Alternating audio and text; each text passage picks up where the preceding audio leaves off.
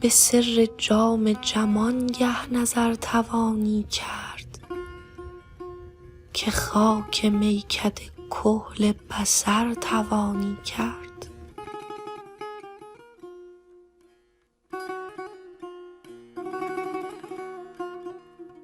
مباش بی می و مطرب که زیر طاق سپهر، بدین ترانه غم از دل به در توانی کرد.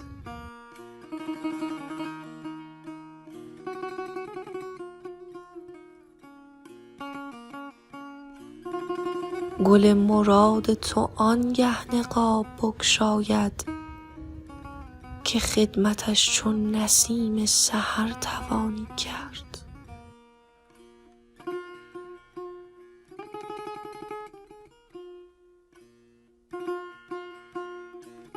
گدایی در میخانه طرفه اکسیری است، گر این عمل بکنی خاک زر توانی کرد.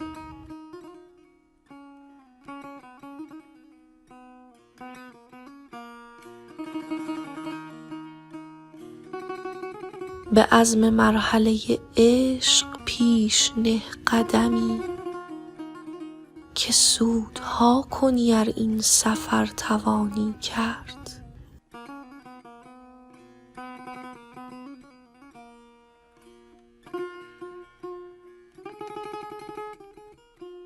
تو کز سرای طبیعت نمی روی بیرون، کجا به کوی طریقت گذر توانی کرد.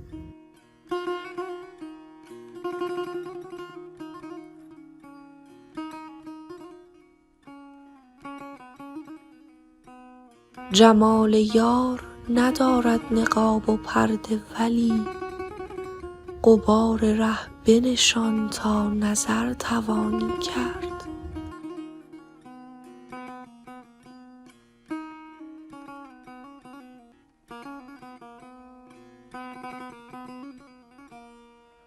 بیا که چاره ذوق حضور و نظم امور، به فیض بخشی اهل نظر توانی کرد.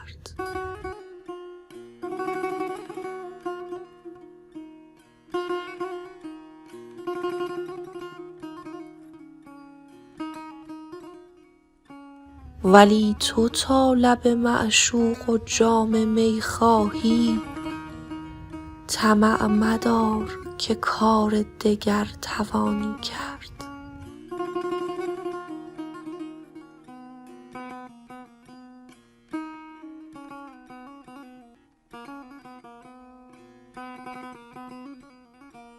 دلا ز نور هدایت گر آگهی یابی، چو شمع خنده زنان ترک سر توانی کرد.